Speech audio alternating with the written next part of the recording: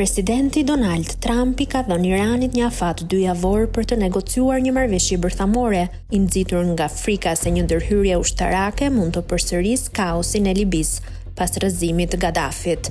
Përkundër përshkallëzimit të tensioneve mes Izraelit dhe Iranit, si dhe mundësisë që SBA të përfshihet në një tjetër konflikt në lindjen e mesme, Trump shpreson ende në një zgjidhje diplomatike. Ai ka theksuar se nuk dëshiron një tjetër rast si ai i Libis, ku rrëzimi i Gaddafit çoi në luftë civile dhe rritje të ekstremizmit. Ky shembull, sipas burimeve, ka ndikuar në mënyrën se si Trump e trajton edhe situatën me Iranin dhe Korenë e Veriut. Ekspertët paralajmërojnë se një përpjekje për të rrëzuar regjimin iranian mund të destabilizojë më tej rajonin dhe të shtojë rrezikun e radikalizimit.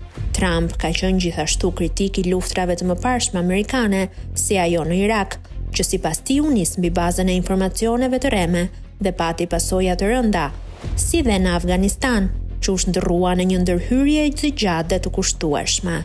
Këto përvoja kanë ndikuar në qëndrimin e tij për të shmangur një konflikt të ri të hapur. Ndërkohë Irani akuzohet për përdorimin e bombave kaset ndaj civilëve dhe dyshohet se po avancon me programin bërthamor, megjithse kjo është mohuar nga inteligjenca amerikane. Trump megjithatë paralajmëron se mund të ndërhyjë ushtarakisht nëse nuk arrihet një marrëveshje në 2 javët e ardhshme.